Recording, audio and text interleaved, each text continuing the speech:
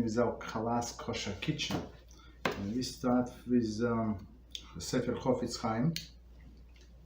And big topic is the same toilets, meaning for constructive purpose and for subject's benefit. So we're allowed to talk negatively for the sake of that person. Okay.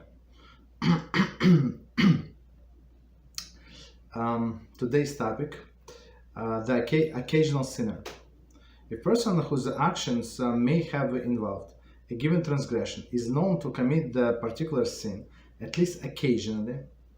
Then the commandment judge you follow favorably does not require one to seek the positive explanation for that what he did. However, it is meritorious to give the person the benefit of the doubt and assume that this time he did not sin. Reproof would not be necessary. Okay, so I'll try to understand. So we're talking about occasional sinner, and we know that person. It's not like not last time before last we said it's totally out of character, right? So that person, whatever he did. So of course we must judge him favorably, and we would say most probably he already did teshuvah and all is good, right? But here we know that this person, like he was seen to make this kind of avera, this kind of sin. So in this case, we're not obligated to find him excuses, right? We can assume that what we saw is actually what transpired, first of all. But second of all, they say if it is very meritorious for us, right, to try to give him benefit of the doubt, since sometimes he sins, sometimes he does not. So maybe this time was that he does not. Okay, maybe that's not what we saw and stuff like that. Okay, no problem. Continue. It is absolutely clear that the person did commit the sin, that the mitzvah to reprove does apply, and one should, in respectful and caring manner, help the person to overcome the evil inclination by offering reproof. So it's very interesting. So let's do one more time, and we're going to explain. If it is absolutely clear that the person commits a sin, then the mitzvah of reproof does apply, and one should, in respectful manner, help the person to overcome his evil inclination by offering reproof. So, for example, today is fast, and you see somebody is eating. So you don't know why person is eating. So first of all, even for people who are allowed to eat, so it's not proper for them to eat in public. Somewhere like in private, and the minimum portion that is necessary, that can suffice, right? But you see somebody eating on this fast day. So you ask him, are you sick? Are you okay? This and that. And the person started to say, like, well, why are you asking? He said, well, yeah, but today is 17th of Av, not 17th of Tammuz. You didn't know. I said, oh, I did not know this and that. So it's, but if you say, I do not care, so now you have to reprove it. But we start with nicely. People forget. Some people who do not go to shul, I mean, or they like busy at work, like very busy at work, and they might forget. Okay. So continue, but we need to give him reproof if we see for sure that he's doing something wrong. We see with our eyes, or here, like for example, you have a phone conversation with a person, and you see and you hear that he's drinking water, right, or he's chewing something. So for sure, you have to say something. Okay, continue.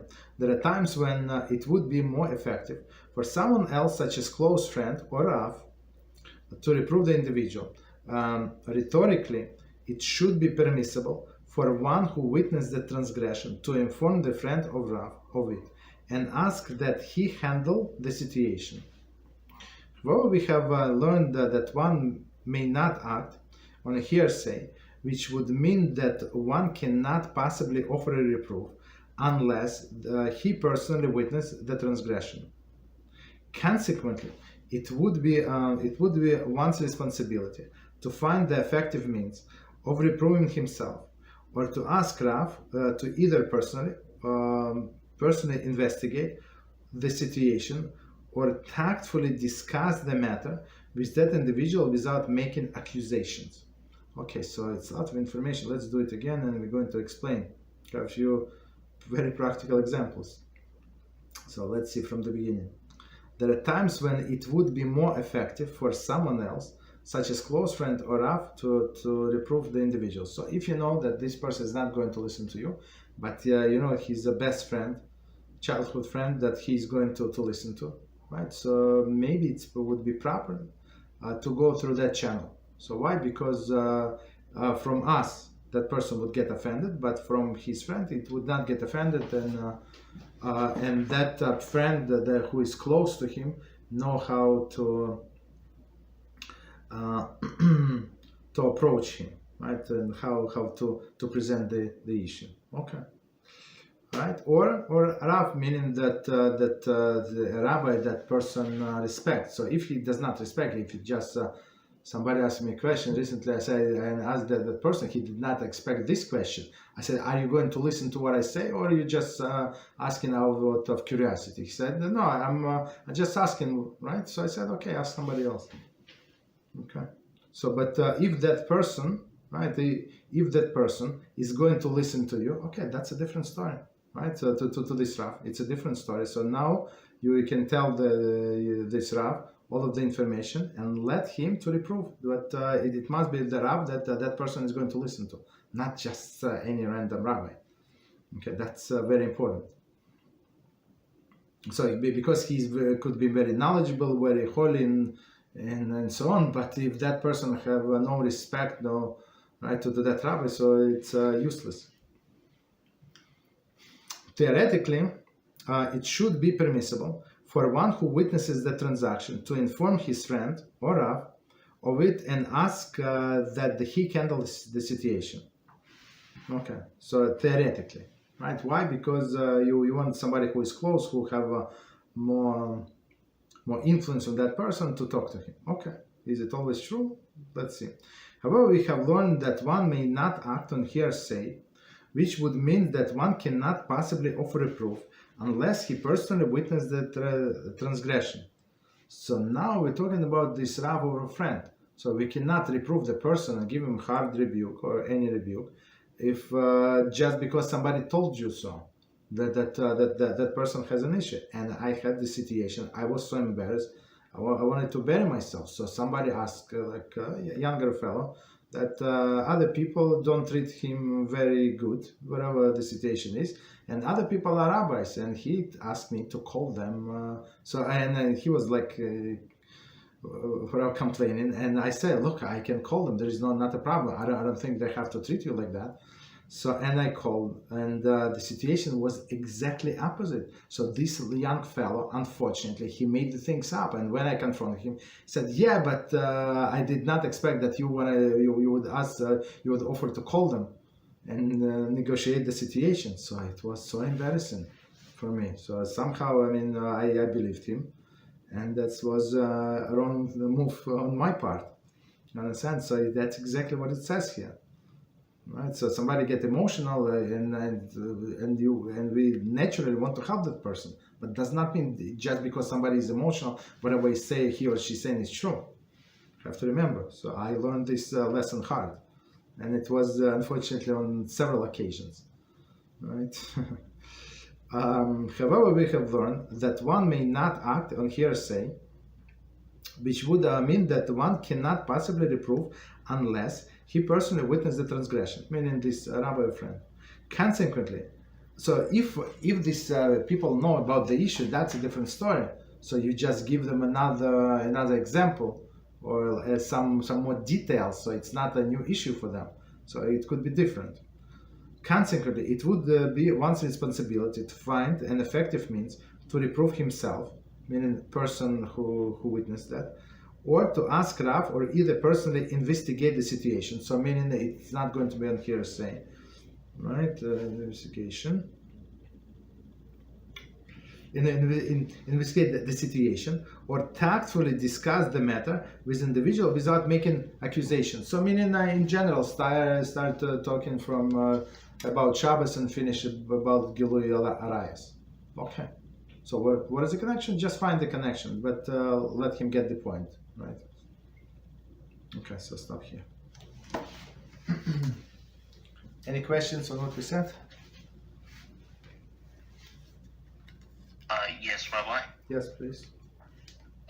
So would it be okay if the person uses this resource of informing the rabbi, for example, in regards to people he's not allowed to rebuke, like his parents, for example? Okay. Yeah, I'm listening.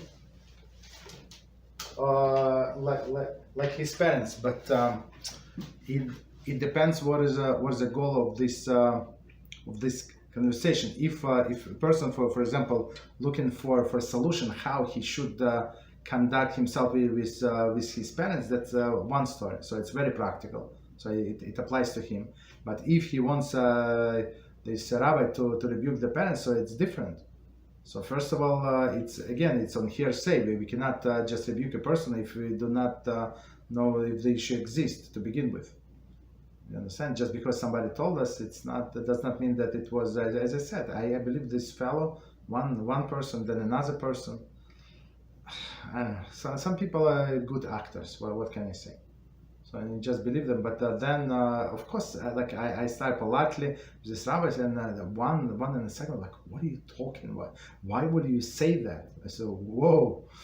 And then they were 100% correct. I apologized many times, and that's what happened, right? So if this rabbi, for example, if this rabbi is a rabbi of that person, right? So son can or daughter can come to this rabbi and say, hey, look, my father have this and this issue. So rabbi is like he can present this issue not like direct rebuke, but indirectly, somehow indirectly, and there are many ways to do that.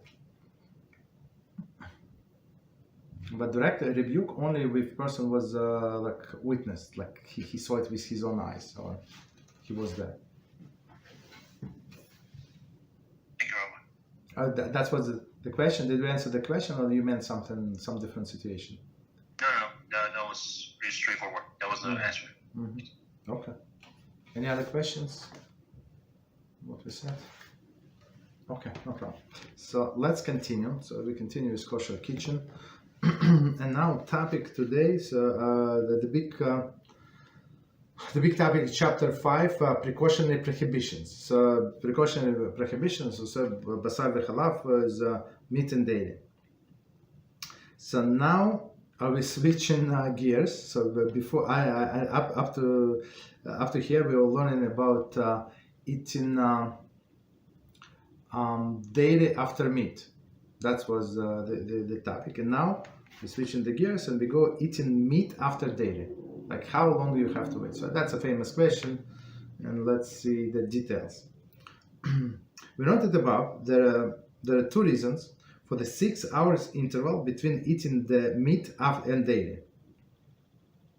The fatty meat residue in the throat, and the meat that may remain lodged between the teeth. Right? So that's about meat, and we say even from chicken maybe it's not such a big deal with a fatty residue. Maybe it's going to stuck the meat between the teeth, but we treat it as meat. Okay, so those are two reasons. However, dairy food neither leave the fatty residue in the throat nor they remain lodged between the teeth. Therefore, one who eats dairy need not wait 6 hours prior to eating meat. So, okay, so how long is the wait we're going to see, but at least as of right now, so we have to see that is understand there is a huge difference. Big difference is not enough, right? But huge difference between eating meat after dairy and dairy after meat. So dairy after meat is 6 hours, as we said, and meat after dairy, we said that no 6 hours wait is necessary. Because why? None of the reasons apply. Nevertheless, the Talmudic law requires that one separate between dairy and meat. Okay, continue. Okay, so number one, after drinking milk. One who drank milk and wishes to eat meat should rinse his mouth and wash away any milk residue. Some authorities require that he recite bracha achrana of the milk prior eating meat. The purpose for this is to separate milk and meat into two meals. Many have a custom to wait one half an hour between the two. Okay, so let's do this paragraph from the beginning, and we're going to explain. So now, after drinking milk, so milk, when the sun, there is no substance. It does not stay in the mouth, right? It does not leave any residue. So one more time. One who drank milk and wishes to eat meat should rinse his mouth. That's all, right? There is still taste, right? So rinse your mouth with water or something else, whatever you drink, to wash away any residue of the milk. That's it, right? Some authorities require that recite bracha achrana. So bracha achrana meaning to separate. Bracha achrana, end of the blessing after the meal. Why? To separate it, to make it not that the person ate milk and meat in one eating session, two eating sessions. So I finish one, and now I eat in second. And that's what we do, as we discussed before, in Shavuos. When there is a custom to eat daily, so we finish daily, we say Birchas Hamazon, we make an interruption and split it in some sense in two meals. Okay. Continue. The purpose for this is to separate milk and meat into two meals, as we just said. Many have a custom to wait half an hour between the two. Okay, so let's see the commentary. This is based on the Zohar. This custom assumed that the hour mentioned in Zohar is an approximation. So in Zohar, in Kabbalah, it says 1 hour. So I think another opinion was in the Talmud is do not have to wait. So they came up with a half an hour.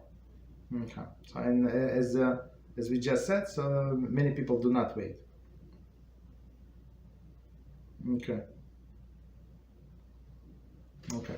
And all right. So and of course, since we did not touch milk with our hands, right? So we're not obligated to wash our hands. So if you eat something that, I don't know, cheese with your hands, so yeah, in this case, yes, you would be obligated to wash your hands as well, right? But not in case of the milk. Or you ate, I don't know, something with a spoon. So you did not touch dairy products, so you would not be required. Okay. So one more time, so you can rely on custom if needed to eat right away, just after the milk. Rinse your mouth, and there are many who wait half an hour. Okay. Number 2, after eating cheese. So cheese has more substance, right? One may eat cheese. One who eats cheese must do all the above. In addition, he must eat solid food to clean his mouth and wash his hands to cleanse them of any cheese residue.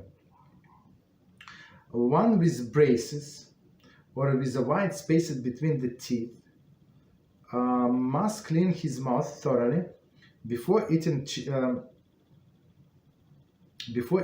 cheese and meat. Okay. This includes the cheese, such a cheese as American, Edam, Havarti, mozzarella, Monterey Jack,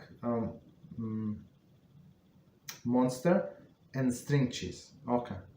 So let's do this paragraph from the beginning, and we're going to explain the things to it. So after eating cheese, so milk, it's understandable, right? Now it's more like all of these cheeses, just so we understand, it's a soft cheeses. So to prepare them, it does not take very long time. So I mean, of course, they are solid compared to the milk, but it's not like hard cheese. For after hard cheese, as we said before, we need to wait 6 hours. After these cheeses, you can eat basically if needed. So if you can wait half an hour, if cannot wait, so you can eat right away. After do all of this, right? After eating cheese, one who eats cheese must do all of the above. Meaning what? Meaning rinse his mouth. In addition, he must eat solid food, so something solid to clean out his mouth. And just to remind us, somebody asked a question just recently, so about the danger of eating fish and meat together, right? So we said, so after person finish fish, So it's proper to, Shulchan Aruch says, proper to eat a piece of bread or some hard food, like solid foods, and then drink two things. So same exactly here, right? So because it's like a natural cleanser. Okay. So he has to eat the solid food to clean his mouth and wash his hands to cleanse them of any cheese residue. So as we said before, right? Because again, if he touched it, if he ate only with a fork, so there is no need. But if he touched the cheese, for sure.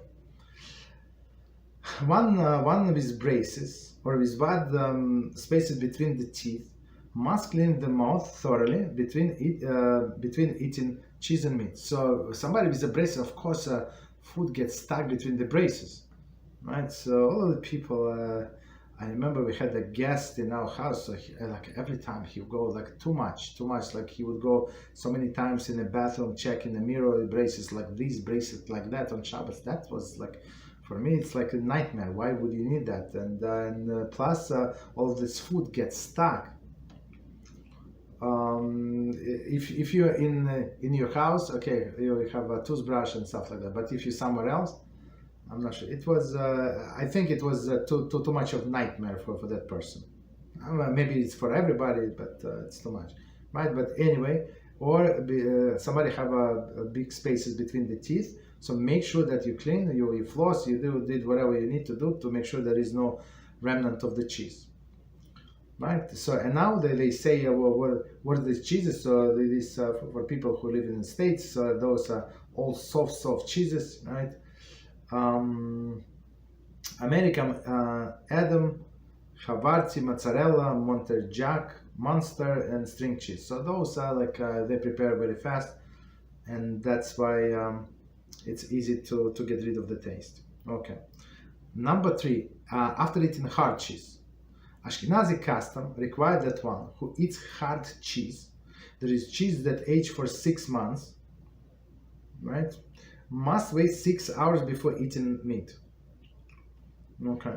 This cheese leaves fatty residue and has very strong taste and remains in the mouth for a longer period of time. So let's finish and then we're going back. Most commercial kosher cheese products in the United States, such as American cheese, mozzarella, and Monster cheese, do not possess this characteristic. One who eats the type of cheese commonly called Swiss cheese, Parmesan cheese, or equivalent, must wait 6 hours before eating meat. One who eats hard cheese that has been melted and dissolved into the food need not wait 6 hours. So of course there are many commentaries, so let's go back and we try to explain. So now we call it hard cheese. So usually how is this cheese? It's very expensive. It's usually almost double price of regular cheese. So it's very small packages and very expensive. Okay. So it's called, usually it's called Swiss cheese. So you see the big holes in the middle. Okay, so one more time. After eating hard cheese, okay. Ashkenazi custom required one to wait after hard cheese 6 hours. Okay, so why? Because there is 8 cheese and all of the other cheeses they are ready in 3 to 4 weeks, but this takes 6 months to harden. And it's, as Rambam teaches in Hilchot Deot, it's very not healthy. I mean, it's very delicious, but not healthy, for sure. Okay, so he must wait 6 hours before eating meat, right? So in this case, in some sense, we consider this this cheese with characteristics of meat. Continue. This cheese leaves fatty residue and has very strong taste and remain in the mouth for a long period of time. Okay, so continue. Most commercial kosher cheese produced in the United States, such as American cheese, mozzarella cheese, so we just continue, Monster cheese, do not possess these characteristics. Okay, meaning that you ate and that's it, there is no more taste. Right? However, one who eats this type of cheese commonly called Swiss cheese. Let's see the commentary. Swiss cheese has holes called eyes. Very interesting. So the different types of holes. These are caused by bacteria that release carbon dioxide gas, which forms the bubbles that develop in the eye. The eye meaning it's mean a hole. This result in the aging process. The longer aging produce larger eyes and more pronounced flavor. So the more they keep this cheese, so the more bacteria to do whatever it needs to do with this cheese, right? It's very interesting. So the bigger the hole and the stronger is the taste. Since a cheese with large eyes does not, a cheese with large eyes does not slice well, meaning right, it crumbles, I guess, because of the eyes. American manufacturers usually produce Swiss cheese that is less aged and less flavorful than imported cheeses. These cheeses are aged at almost 4 months. One is not required to wait 6 hours. So I'm not sure if I ever seen. It's not like a big expert in the Swiss cheeses, but in the stores near us, I mean, maybe they're different. If we buy like from time to time, we will only buy the one from Israel. So that one for sure, it's you have to wait 6 hours for that. Does it say in the packages? I don't know, but you see like huge holes, right? But this American Swiss cheese, it's not. So it's only for it takes 4 months. Holes not as big, right? And you don't have to wait 6 hours. Okay. So Swiss cheese is one example. Parmesan cheese, another example, or equivalent. So what does it mean, equivalent? Commentary. The United States government regulation requires that any cheese labeled Parmesan cheese must be aged. So Parmesan is looks like it's a type of the cheese, but also like a generic name for a production. So Parmesan meaning aged cheese. Thus, one who eats pizza with Parmesan cheese may need to wait 6 hours. Some also, okay. So, I'm not sure. I never ordered like something. If we buy pizza like once in I don't know how in a year or 2 years or 5 years, so we never order like extra Parmesan cheese. I think that there is some option. So if you add this option, so you would need to wait 6 hours, right? But regular cheese on top of the pizza is, I mean, it's regular. Maybe it's mozzarella. I'm not sure what kind of cheese they use, but it's regular. So basically, you can eat meat right after that. Okay, after a pizza. So for Parmesan, they would they charge you separately. So that's how you know. Some also consider cheddar cheese as a hard cheese, even though it is aged only approximately 2 months. However, aged in double quote, cheddar cheese is usually aged a year or more, and certainly required waiting 6 hours. So again, you can tell by the pricing. So cheddar cheese that we buy like in the store, it's like simple. It's the only difference, it's only different from American cheese, like the way it looks. That's it. So, but it's exactly the same soft cheese, right? But there is some cheddar cheese. So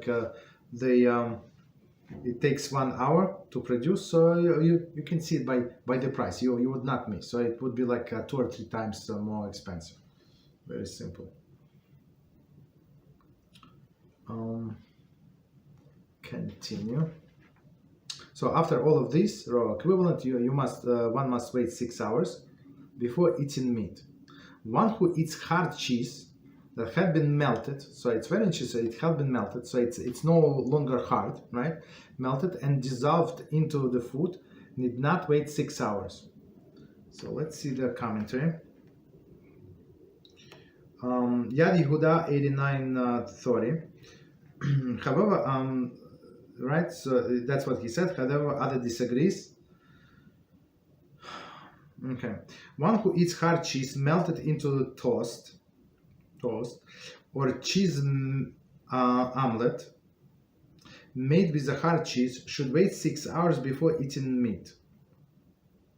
In this case, the cheese is not noticeable as a separate entity and not melted into the food. Okay, that's the difference. So when he said that you're not obligated to wait 6 hours, the way I see this thing, it's like it was only some small amount of cheese and it's melted completely into the dish. Maybe they mix it, so the flavor is there, of course, but you cannot see it.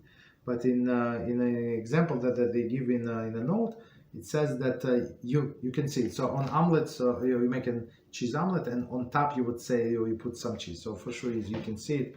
So after this cheese, you would need to wait 6 hours. Okay. So now we got to, if somebody is following, it's page 140. We got to the table. Type of cheeses waiting is required. So before we start, I'll try to explain the best I can, but the basic formula is, if it's soft cheese, you don't have to wait. If it's hard, like they say it's 6 hours, then you have to wait. If it takes 6 months to make, so you wait 6 hours. And how do you know it's aged cheese? So it has big holes. Okay. So American cheese not required, no waiting. Asiga fresh, I'm not sure what is it. No waiting. Asiga medium old waiting required. I'm not sure what cheese is it. Okay. Brick not required. Cheddar not required. Cheddar aged waiting required.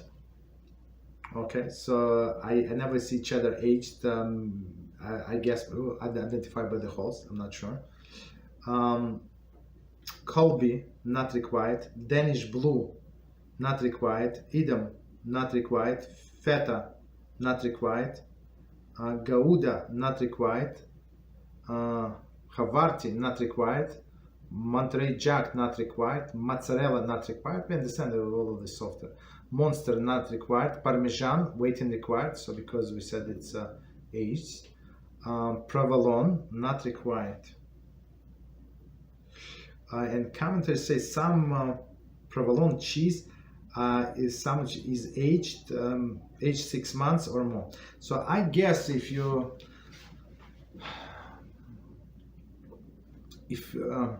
it has Kashrut certification, so that since it is a baby, like for example, some of them can be aged, some of them cannot and is not aged. If this cheddar is aged, for example, so it would be, I think it should be some kind of writings on under the kashrus. It should, how would I know? So I just thought to myself, when we were talking about cheese, so I saw the Swiss cheese, yes, it has holes, but maybe this cheddar does not have holes. How would I know? So they should write something on the packaging. I'm not sure how to pronounce. Reggiano, waiting required, so it looks like, and Romano, also waiting required. So let's see commentary. All Romano cheeses are aged at least 5 months, and maybe longer. Okay. String, of course, not required. Swiss, USA, not required. Swiss from Swiss is required. Okay. So let's do practical application and we see if anybody have questions. So practical summary: eating meat after daily. One who drank milk and wishes to eat meat should rinse his mouth. Some authorities require that he also recites bracha achrana over the milk beforehand. Some have a custom waiting half an hour in between. Okay, so one more time. If you drink coffee, let's say you drank coffee with milk, and then you wanna have omelet with hot dog. let's say. So technically you can rinse your mouth, say the blessing after the coffee if you drink enough and stuff like that, and then you can eat this omelet, right? But some have custom to wait half an hour. So we always try to wait, just if it's like meat, so we're trying to wait half an hour. But in case, for example, our stove is meat stove, but so all of the baked goods, basically it's not meat, but it's and it's not part of either. So after this, so it is we usually don't bake every day. So for sure, it's more than 24 hours between meat. So meat we do only maybe for Shabbos. That's it, once a week. So for sure, it was more than 24 hours. So we go by this leniency, and we don't wait half an hour even. Why? Because there is no meat, no actual meat, and no taste, because it was more than 24 hours. Okay, so that's the leniency, but it's proper. You wait half an hour. If you can't, for whatever reason, you're not obligated. Okay. So, and if you decided to wait from now on half an hour, just say like out loud or like in your mind, bli neder. So I'm not taking obligation upon myself to wait half an hour all the time. Okay, so maybe it's what does it mean? So if you did 3 times these things, meaning this custom to wait half an hour, so next time, the 4th time, you obligated to wait 30 minutes, right? Half an hour. Why? Because you accept it as a custom on yourself. So, but if you say bli neder, I'm just doing it, and any time that I need to eat for whatever reason, I need to eat meat after milk, so I'm not going to wait. Just follow the procedure. Okay, continue. One who eats soft cheese, for example, American cheese, must additionally wash his hands because he touched it, right? Or if he ate in an omelet, so usually people don't eat omelet with their hands, so in this case there is no washing of the hands required. Okay, right? And eat solid food, something solid without milk, right? To clean his mouth before eating meat. So of course, rinse his mouth, or not even rinse, drink something, right? Or if there's nothing to drink, so you can rinse your mouth and eat something hard.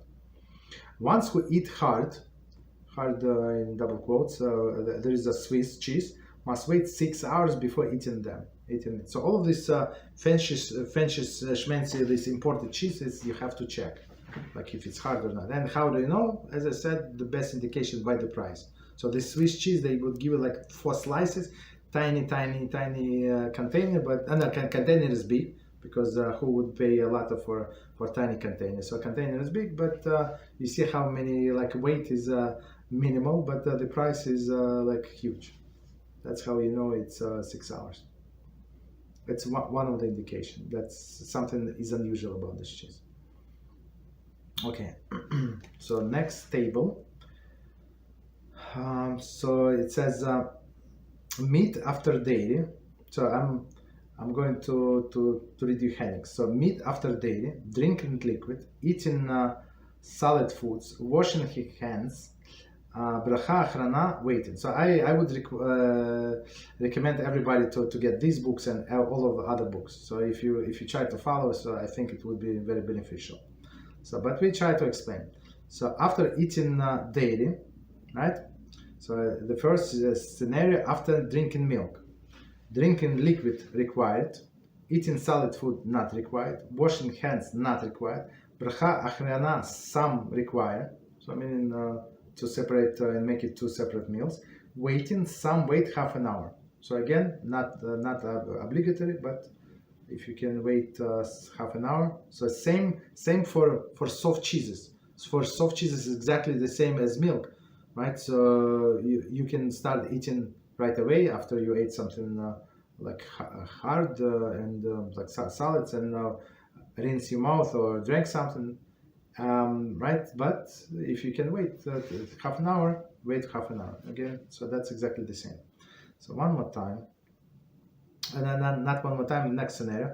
After eating soft cheese, drinking liquid required, eating solid food required, washing hands required, bracha acharana some required, so like to separate into 2 meals. Some wait half an hour.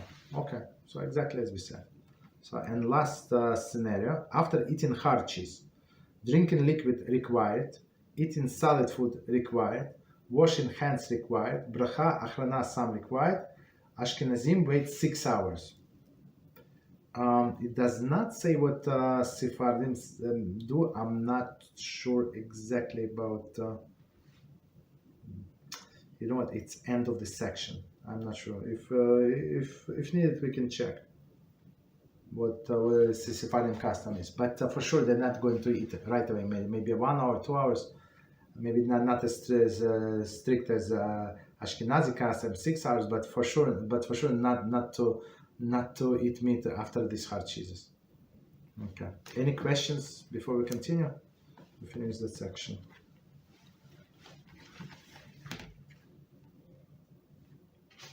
Rabbi? Yes, go ahead. Yes.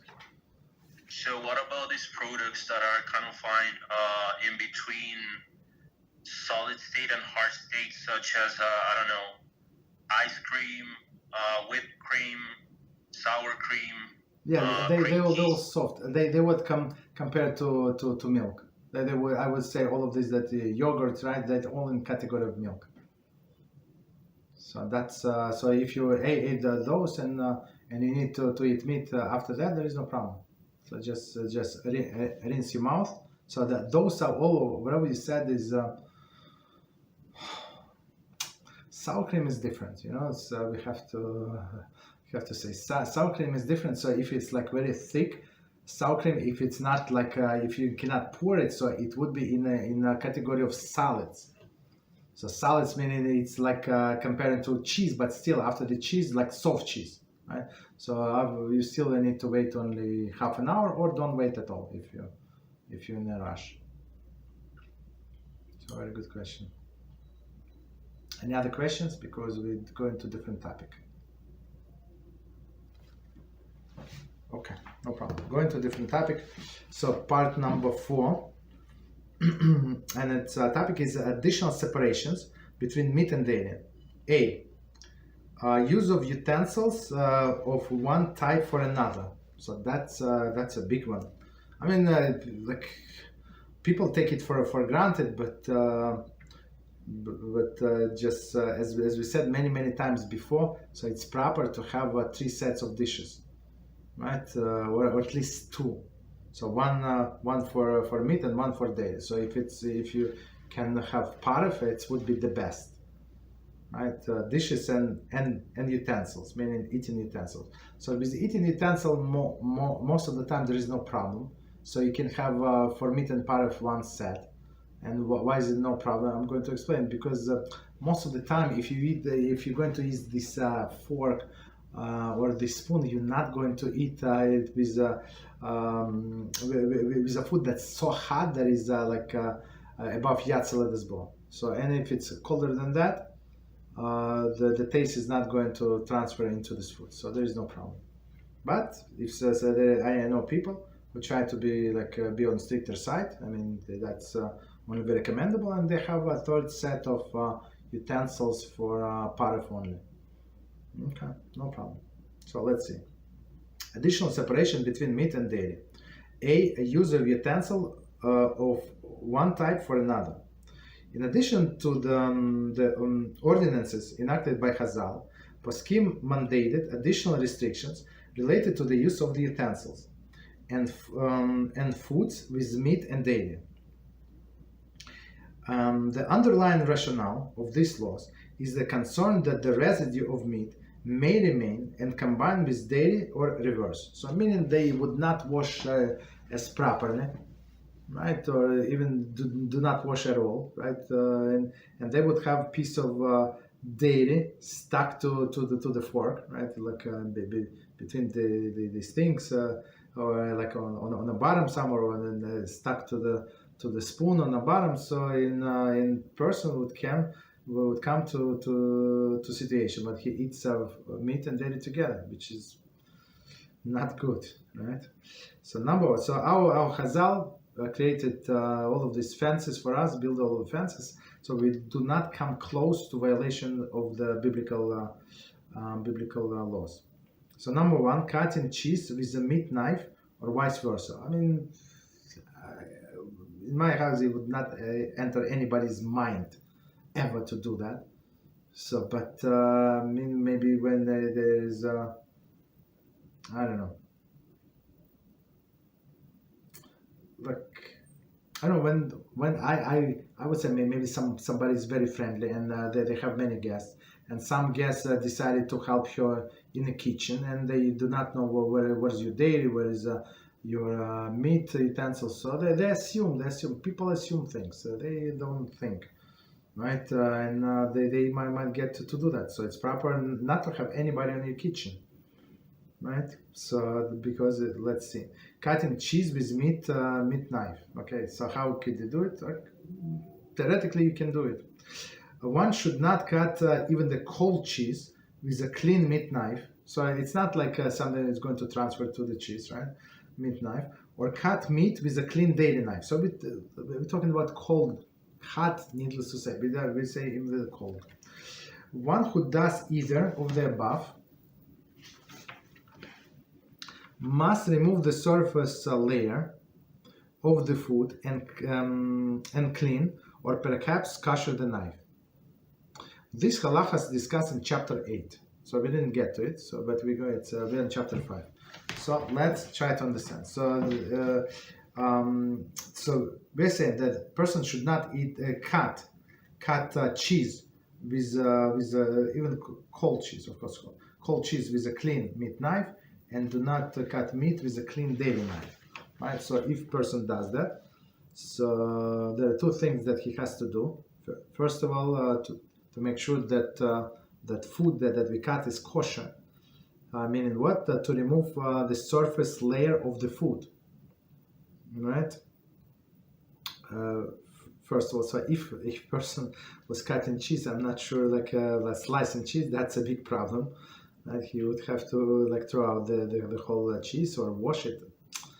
I don't know. That's too much problems, right? And second issue is a knife.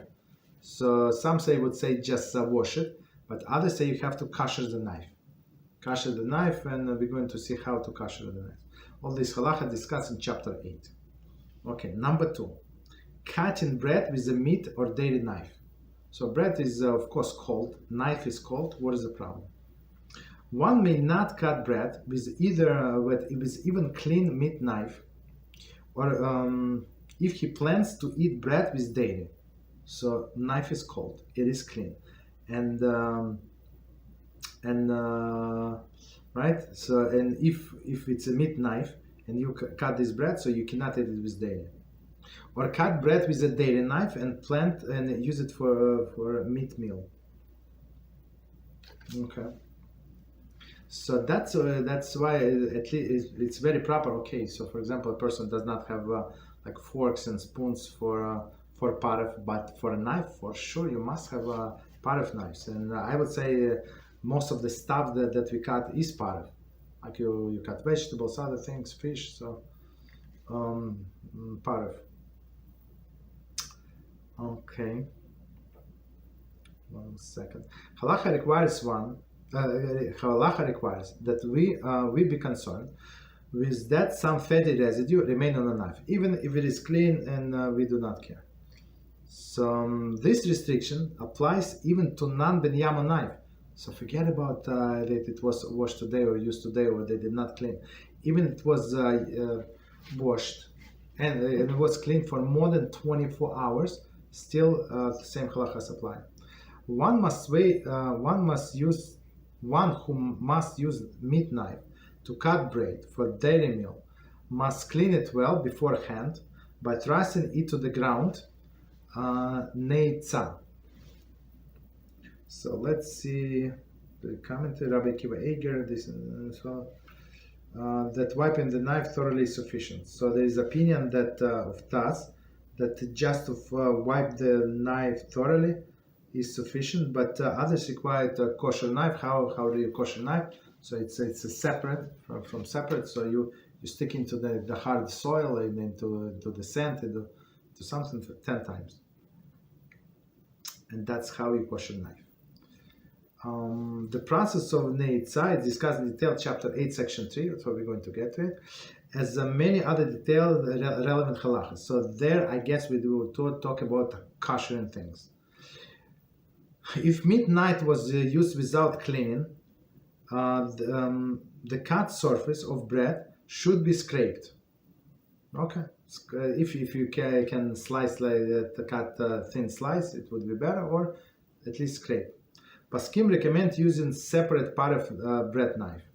So I mean, as we always say, like for bread for sure. So in my house, since we don't have we don't have a dairy oven, and we don't have Parve oven, so all bread is not dairy. So it's a little easier, but still, we try to use only Parve knife. No, I mean, not try, we always use only Parve knife. So continue, number 3, Parve knives. Oh, here we go. It is important that every kitchen is equipped with assortment of good, sharp Parve knives, especially knives that are used for sharp vegetables. Right? So what are sharp vegetables? As you said, garlic, onion, and we said because these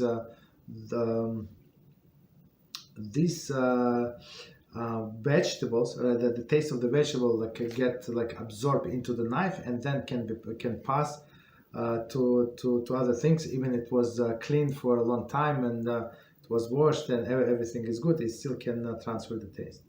Many halachic problems can arise in the kitchen due to use of meat or dairy knives for food of the other types of for other type, or foods that eaten with other type of the food. For example, onions. So we always try. So, for example, if a person wants to cut onions, right, for a salad that he wants to eat with the cheese, right, with meat knife. So what he's cutting? He's cutting meat? No, he's cutting onions. But that's a problem.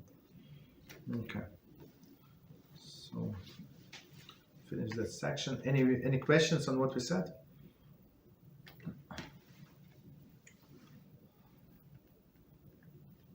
Okay, no problem. So the next section is pretty long. I don't want to start it, so it's going to take us a very long time. So let's see if we have any questions on any topic.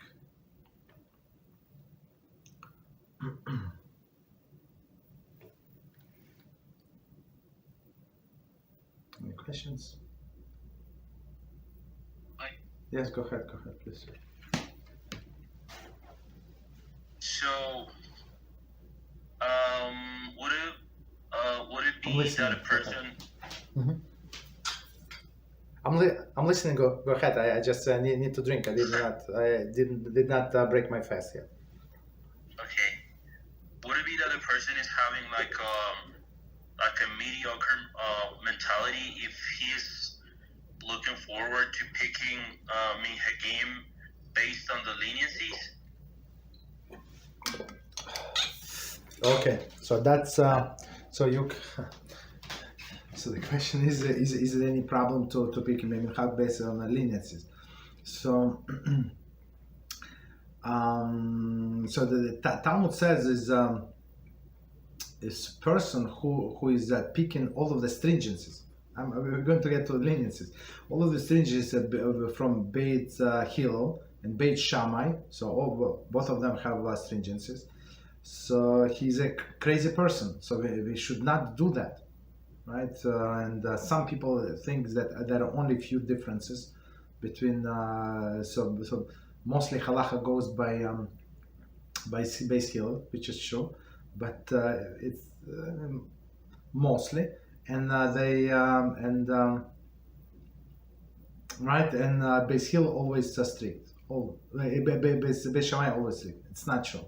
So we just learned, we finished in our different class, we're on Mishnah, and it was a huge list. I don't know how many weeks we spent on the list of the issues that when Beis Hillel was actually stricter than Beis Shammai.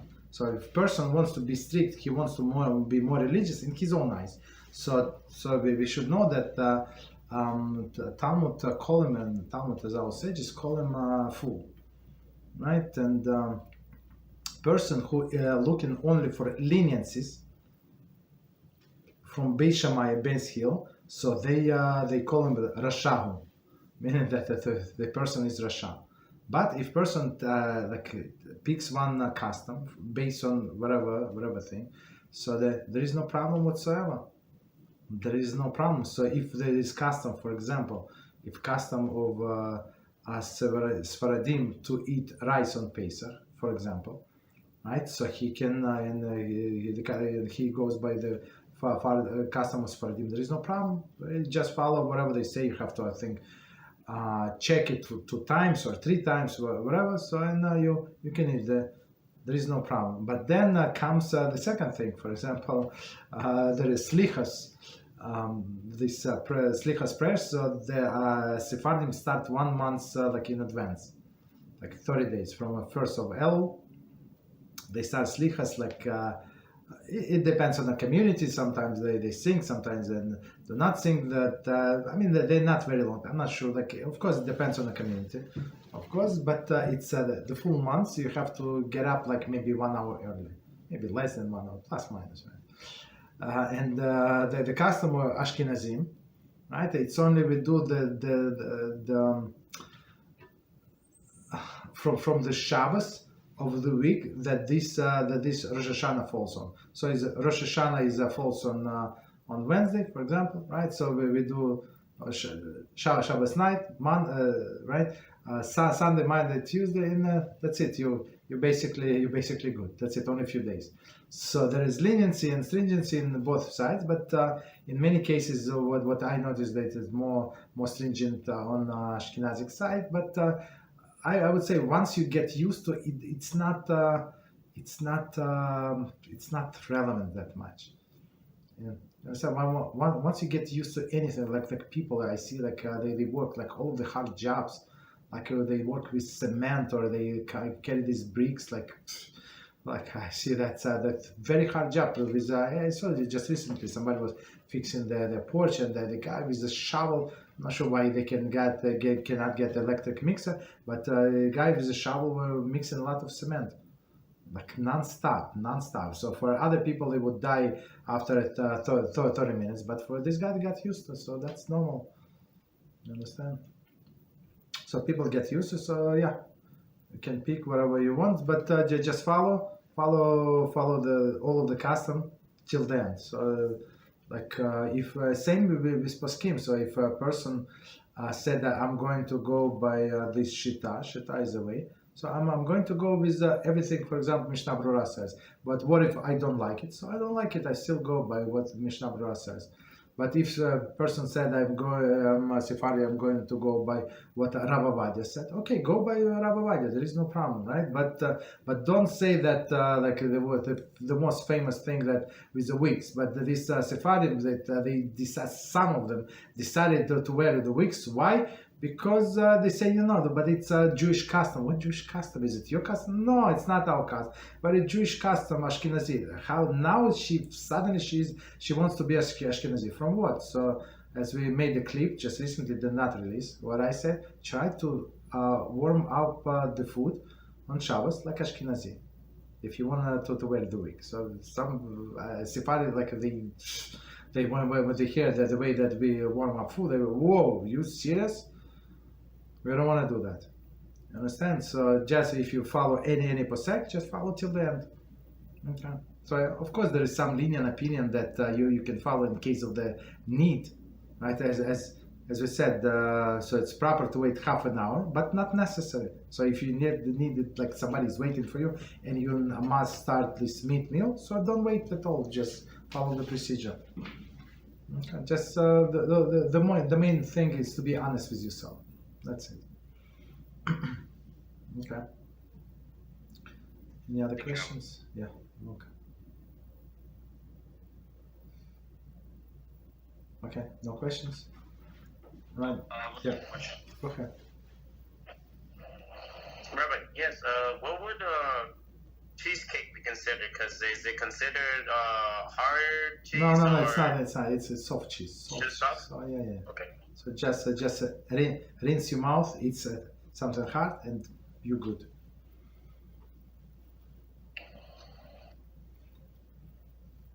That's easier. Yeah. Okay. Another question? I have one. Please.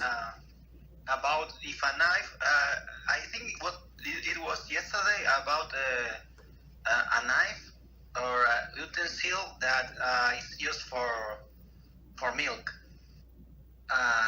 So in the inverse, if a knife is used to cut meat, how long is the kashering process? 24 hours is the same? Yes, you need to clean it. Wait 24 hours and then stick into the ground 10 times. That's the kashering process. So with it's a knife. Knife is very different. Knife is very different, right? With other things, for example, that we use for a wrong type. For example, spoon, right? You took your daily spoon and you were tasting this chicken soup, right? So in this case, you would have to boil boil in a pot and dip this spoon. But in case of the knife, the knife there is no boiling basically. That's the thing. Because I was thinking that meat gets easier inside. I don't know how it's called. These microscopic holes of the metal. Pores. So it would require a lot more time to kosher. No. It's opposite issue. So these pores, these microscopic holes, right? So it's easier to kosher meat than anything else. So other things we simply cannot kosher. Why? Because it absorbs. It's softer, right? It absorbs the taste, and it's impossible to get the taste out. That's like wood or something. So milk is harder than meat to get this taste out of it? Say it again? Milk is harder than meat to No. It's It's irrelevant. We're talking about knives. So you started about knives. So I give you example about knives. So meat, milk, non-kosher food, that does not make a difference. So it's everywhere it's the same procedure.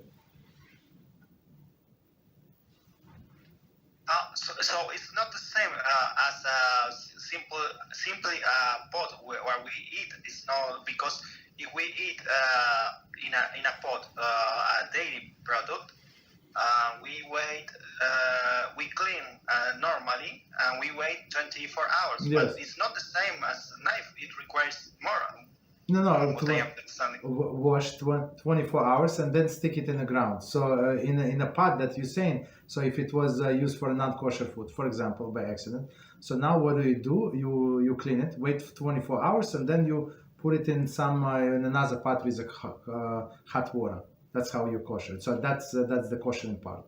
So this cleaning and waiting is a preparatory step to the kashering procedure.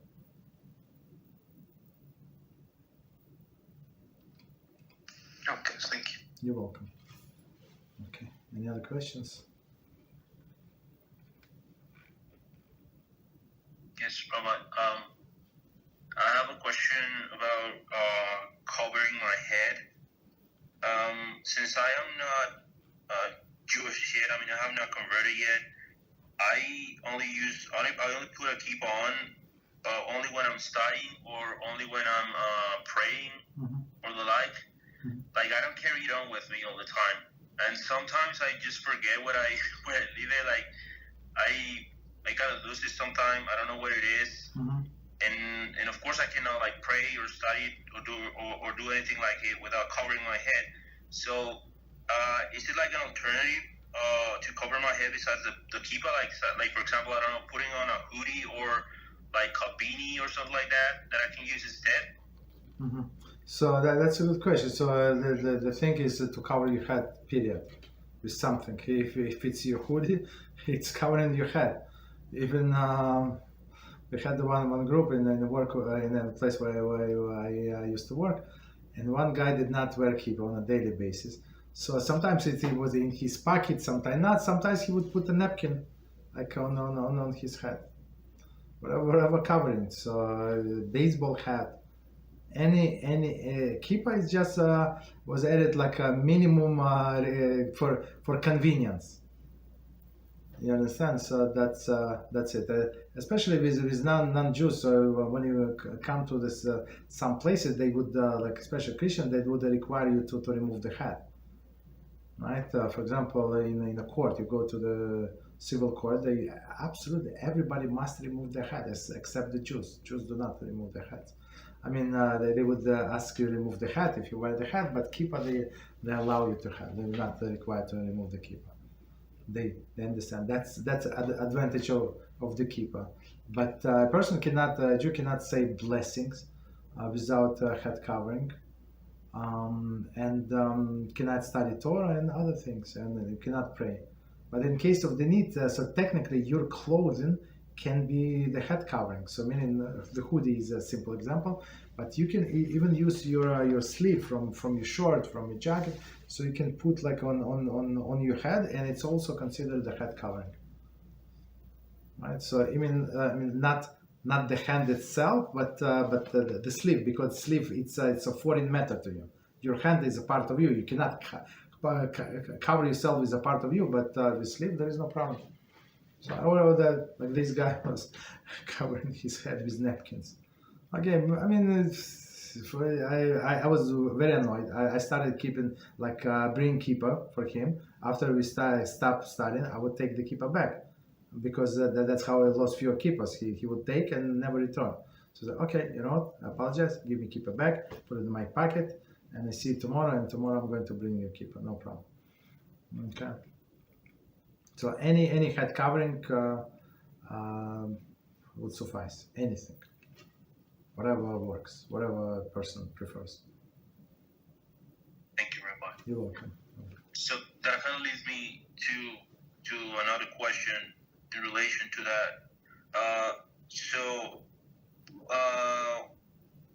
At what point of the conversion process should the person start looking like a Jew already? Okay, so person, that's an amazing question. Thank you for asking it earlier, not later. So when the appointment in a Beis Din already arranged, so let's say a date. Usually they don't give the date like too much in advance. So they, for example, we're talking about men. They tell you to do circumcision. So they check all of the interview, no problem. Right? So they tell you now you go to circumcise yourselves. They give you doctor, this and that, rabbi, of course, doctor, and he does the circumcision. Usually, I mean, there are heroes. I don't argue, but usually for a normal person, like a grown-up person, it takes like 1 month to like 30 days to heal. Of course, some people want to do after 30 days, after 7 days. It's not right. I mean, but it depends on the Beis Din, it depends on the health of the person, but usually they give 30 days period. So, and we must understand this when it's a very sensitive part of the body for men, and some people say here the circumcision, say, I don't, like suddenly he changes his mind because of whatever reasons, right? So until the very, very last day, like when everything is said and done, and he's ready to go to the court, to the Beis Din for circumcision, the person should not look Jewish. Because why? Because it's very deceptive. What if he's changed his mind? And we had this things many times. Not things like cases many times when people like go like 100% like against us for no reason whatsoever. Why? Because they did not even explain because of what, right? So they not even complete conversion, but did exactly opposite. You understand? So that's why a person cannot trust himself, and we cannot trust him also until the last day, right? Things change. He was planning to be Jewish and learn and prepared to answer any question, and then he met this beautiful non-Jewish lady, and she said, "I'm not interested in the conversion. I'm happy to be not religious as I am, and if you wanna convert, go ahead. I don't want a person who is Jewish or who is this or who is that." So and sometimes this person said, okay, look, maybe I was waiting for this girl all my life. Am I obligated to convert? I'm not obligated, so I'm not going to convert. So guess what? 3 days before conversion, he changed his mind, even with circumcision. You understand? So that's unfortunately this case also happened, not once. I know only about 2 of them, but I heard from other rabbis, from Rabbi Beezrat, Shlita from Rabbi Reuven, that happened more than once. So that's but for from his neighbors, from people in the town, so it would be big kill HaShem, because they thought they did not know some person is a conversion, not a conversion. So in their eyes, the person was Jewish, right? And then he quit everything. But right, because he looked more Jewish than the Jews, then he quit. That's a big issue, huge issue. Kill Hashem. You understand? So even though technically he did not do anything wrong, he tried, he studied, and then he did not go to to the interview with Beezrat. He's not obligated to. It's not like we blame him, no. But the damages, like in the eyes of onlookers, was created. Absolutely. Okay. Thank you, Rabbi. You're welcome. Any other questions? Any topic? Yes, go ahead. Yes, go ahead. Rabbi, the question is, why is it that Hashem created angels? Is it to keep the level of angels? Is it to keep the natural order of law? No, the angels do not decide the law, but I will say just explain. So same as for a king. So Hashem is a king of the kings, and it's proper for the king to have his staff, to have his ministers who do things for him. You understand? But earthly king is just simply because he cannot be in charge of everything. He cannot be in charge of building the roads, taking care of the army, collecting taxes. That's understandable, right? But so the more departments they have, the more we understand, the more important the government is, right? The king is, because he's in charge of all of this. So Hashem, in some sense, and if this king, if it's there are some small countries, so they cannot even afford to send this people representative of the open embassy everywhere, only in some big countries, in 1 country, 2 countries, but simply because they don't have money. They don't have resources. But others, to show off, they would open the embassy in all over the world, because to show everybody we can splurge. We have a lot of money. We're very important. So in some sense, so here. So Hashem has all the angels who praise him, and then who do all of the job. Does he need them? Absolutely not. Absolutely not. But that's if he would not do that, it would, in some sense, he would seem, in some sense, less significance in the eyes of the people, because there is no helpers. But when somebody I don't know, the president, President Trump, when he came to Israel, you don't understand what's going on, what kind of reception it was when he was in his presidency. You understand? So everywhere, there were a few million people that came out to greet him, and it was road. So I went there. Was it Purim? I think he came there before Purim. We were there on Purim, so Shushan Purim. I wanted to spend in Yerushalayim. It's very interesting, and it was maybe of course I did not know when he's coming, or I was watching the news. So Baruch Hashem, so he left 3 days before we came to Yerushalayim, or 2 days, so we saw all of this decoration, all of these things.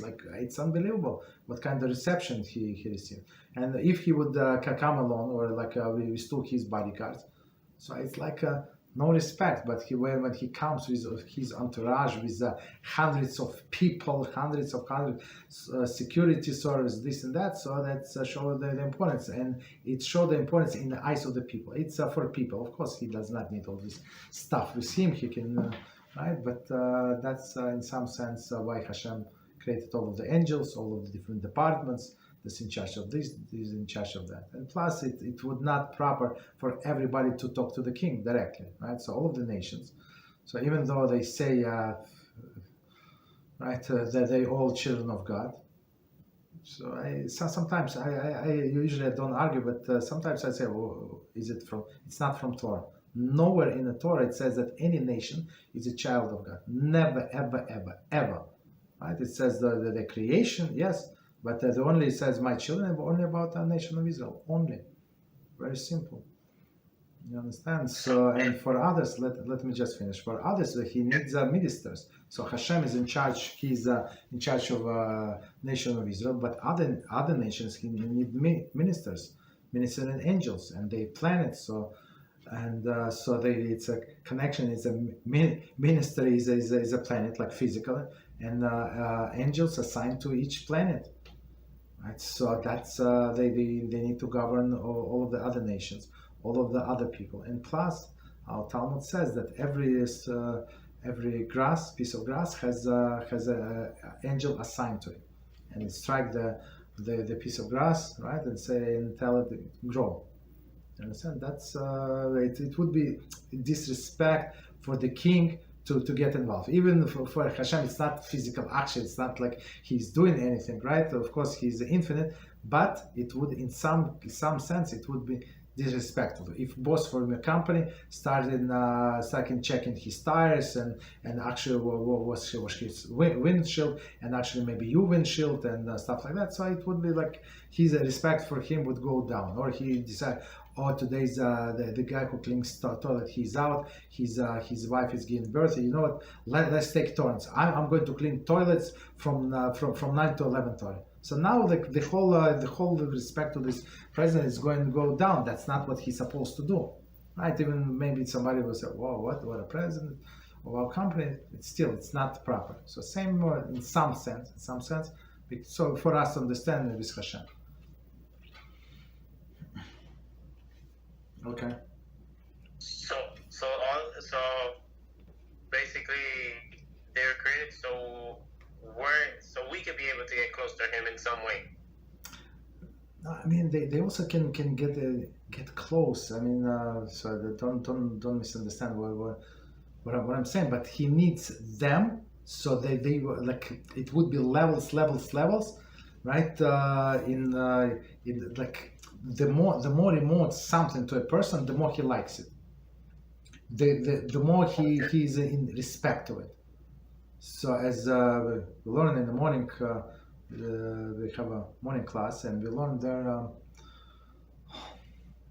Mechtav Eliyahu, Rabbi Dessler, that's all. And there in one section it was about ambitions, and many people they have hunger for stuff, for respect, for some things that they like for stuff. And why do they need this stuff? Right? Why do they? Because it's outside of them, because it does not belong to them, and in their mind that they have to work hard and get it somehow. And very often, as everybody knows, once they achieve the goal, they get the stuff. After 2-3 hours, after 1 day, 2 days, they don't like it. They don't need it. They regret it. They got it, and they create the same for another goal. So same for other people. The more something is remote to them, like the more they desirable to them, unfortunately, right? So that's Rabbi Reuven Shlita told me when we decided how to set this class. He said, he asked me, should we teach it for free or charge money?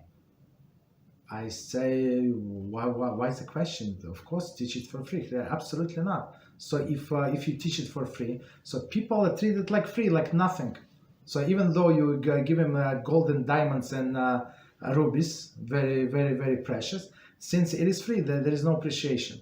But if they paid thousands, tens of thousands, they would listen to the clown and they would not miss 1 second. You understand? So that's the psyche of the people.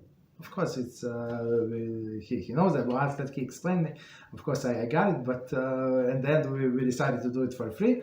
But there is a lot to it. So he's 100% right. Okay. Any other questions? Yeah, you're welcome. Good questions, Baruch HaShem.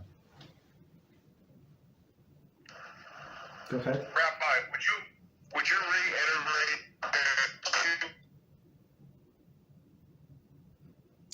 Oh, it's breaking up. About these something by one three rabbi? steps. No, it's breaking up. It's breaking up. We cannot hear you. Sorry. Oh, sorry. Can you hear me? Yeah, now we can hear you. Go ahead, please. Okay. Realistically, I mean, in regards to one has been rabbited, it's that way forever in order to change. What happens if they violate the different rabbi without those two rabbis consulting and coming to an agreement on it first? It is breaking up. If you speak a little slower, and maybe not so close to microphone, because there is a lot of like static. Could you please repeat your question? Just slower. Try to understand. Okay. So what I was saying was, when a person has been told by one rabbi Yes. an opinion, and he's supposed to follow that opinion forever,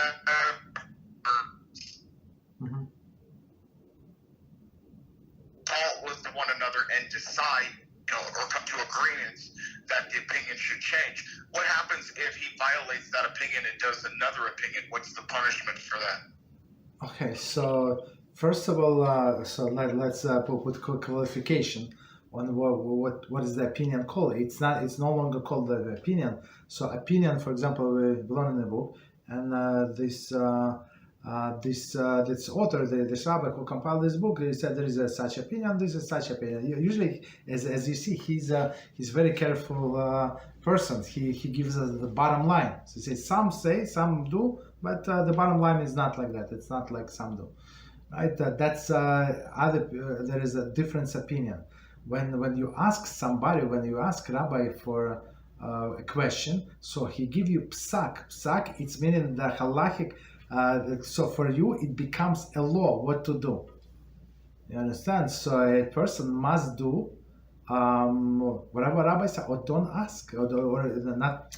You must ask, or ask. Find yourself a person, a rabbi that you trust, that he's has only your good in mind, right? And ask him, and then follow whatever he said. But if you think that he's not correct, so you can go to the second rabbi and present him as a case and say, and just so you know, I went to rabbi such and such, and I presented this case, and he told me this and that. So he's stuck. So what do you think? So after the second rabbi here that somebody ruled like in this way, so it's not so simple. Usually, like he would not go against somebody else. So what is the purpose?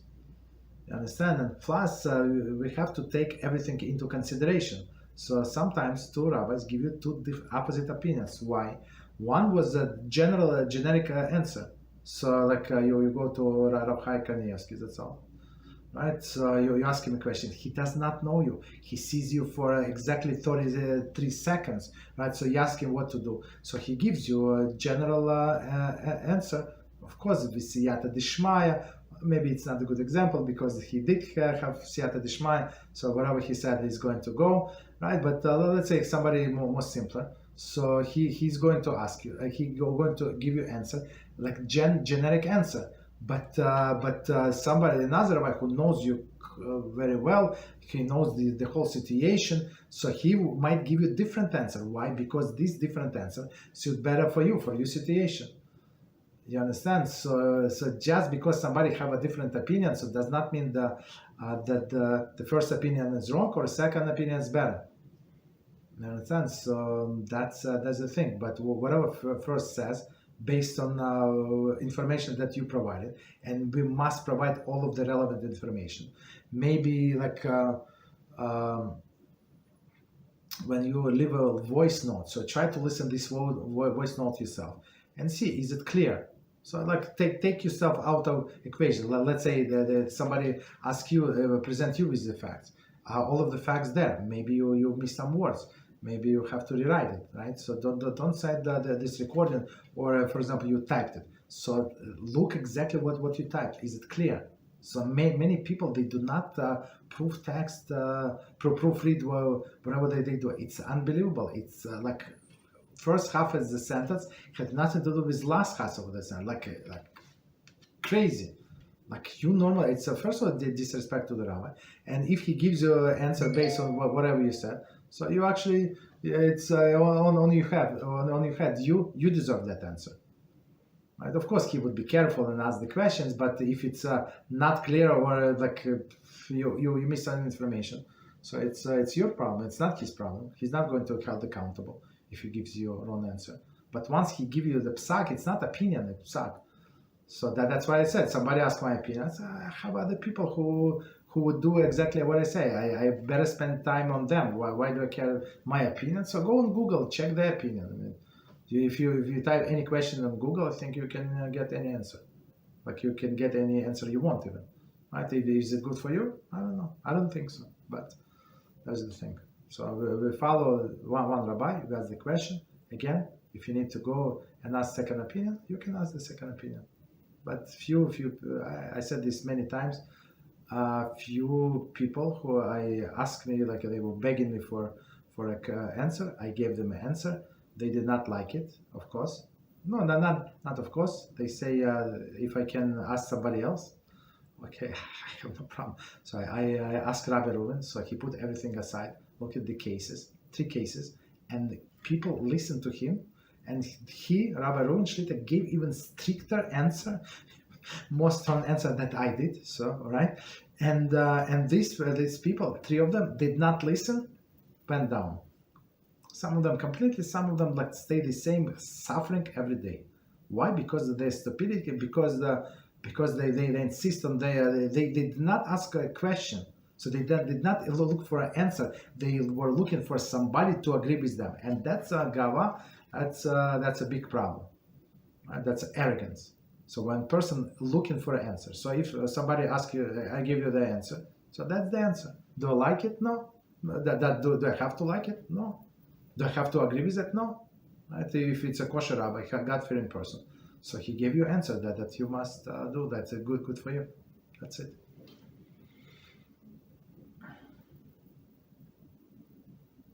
Okay. So and.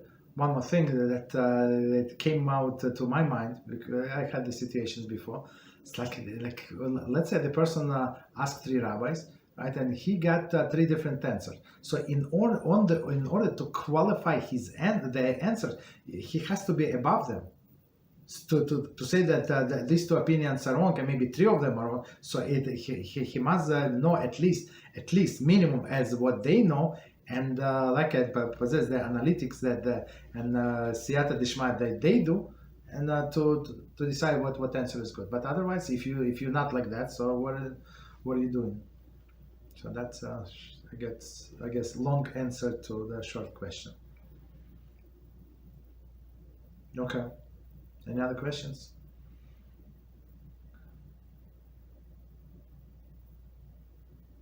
Rabbi? Yes, go ahead. So some time ago, Rabbi Reuven Shlita. Okay, could you start the question again? I apologize. Sorry. Yes. So Rabbi Reuven Shlita some time ago mentioned that when a person either delays or stops his process of conversion, he gets judged from Shamayim. I don't know if Kavod could expand on it a little bit more. Yes. Okay. So many people, many non-Jews, not going to convert, and they have no desire whatsoever. Understand? So if person have this unbelievable desire to convert, so it's not from somewhere like from nowhere. It means that there is special connection. Maybe it's from previous life, from previous carnations, right? That for example, that person was Jew, but he rejected Judaism, and then he was born, right, and given second chance to be born non-Jew, right, and with a strong desire to convert to Judaism. One possibility. Another possibility, when HaShem was offering the Torah to all of the nations, right, all of the nations to the world, to be fair, Right, so all of the nations rejected. By who rejected? Like all of the individual people are rejected? No, when you ask some country to do something, you go to the government, you go to the president, like prime minister, stuff like that, right? To minister, cabinet, parliament, whatever you go. So to the top people, and if top people decided not to. So and poor people, other people, like individual, they wanted to. So who's going to listen to them, right? So is it fair? It's not fair. But HaShem said, look, my dear people, do not worry. Not my dear people, dear Gentile, do not worry. It's going to come time, in one time, in many reincarnations later, right? So I'm going to give you like strong urge. And you're going to be put in some situation next to the Jews, right? And you're going to have this urge to convert. Others, like they would spit at Judaism and they write all of the negative things, like from morning to night. But you living through all of these enemies, right? So you would have this strong urge to convert. So meaning, so it's not for free, and right. So and if person deliberately, meaning that he had the chance, like, to study. So some people,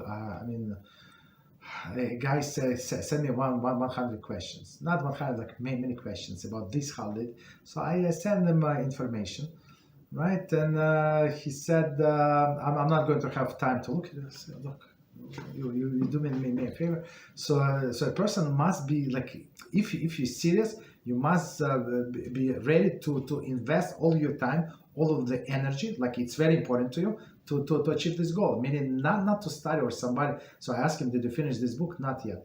The book is 140 pages, like half of them is Hebrew. Like you normal, like if you read like that, I don't know, maybe you have to go to the second grade again. So meaning the guy never even opened the book. You understand? But if it's your goal and you put it the first priority, of course you don't have to kill yourself, but you should kill yourself, right? And you study, and then you're all ready. So like, because it is important. If it's not important, so you're not going to, or you procrastinate. Maybe I wanted to date this girl, maybe that girl, because for Gentiles it's not forbidden. So that's the big issue. So HaShem taking toll. So he would say, if I were real, why you were procrastinating so long? If I'm not real, right? So why would you convert to begin with? So you have to decide. Many times you have to decide what side we're on. Are we with HaShem? So do it all the way. Or we are with our friends and our different things. So that's what it is. HaShem said, look, you finally came. You better stay there. So because you showed disrespect. Right, when I guess maybe if we take this Trump as example, when Trump arrived to the airport, so like I guess like maybe 3 hours, 4 hours before that, all of the streets were filled with people, all the police, like everything was waiting for him. Why? Because it's important guest. That's how you prepare in advance. You understand? That's the thing. So if it's important, you do it, you invest. If not, so HaShem said, why do you, like, he would punish this person, unfortunately.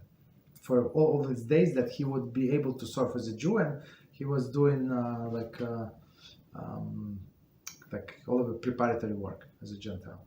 So, but it depends, of course. You ask Rabbi, like some people need time to absorb things. It's also must be taken into consideration.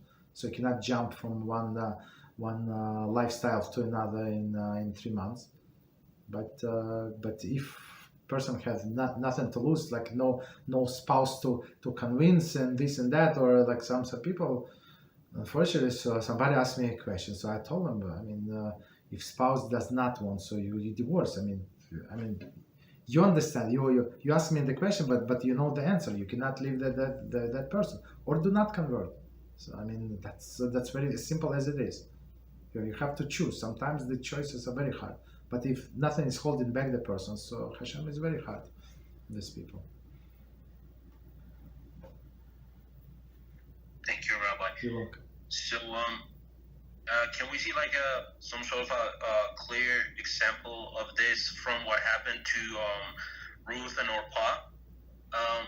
Because they were both offered the chance to follow Naomi, and initially said yes, and afterwards she said no, meaning Orpah. So Ruth finally, subsequently she converted, and she became the grandmother of King David and Shlomo Melech, and eventually the Mashiach. But then Orpah found no problem in, I don't know, being intimate with 100 different guys, and bringing a giant to this world as a result of it. So would it make sense that if we say that this is some sort of an example of this? It's not an example, because here one made the clear choice and another made the clear choice. So here in example what we were speaking before, the person is sitting on the fence and deciding what to do. Maybe a better example. No, it's not better. So I don't have any examples from the Torah. So but basically, if you decided, you go all the way. If you're not sure, take your time. Take your time as long as you need. But you have to decide. Meaning to disconnect from everywhere, from everything.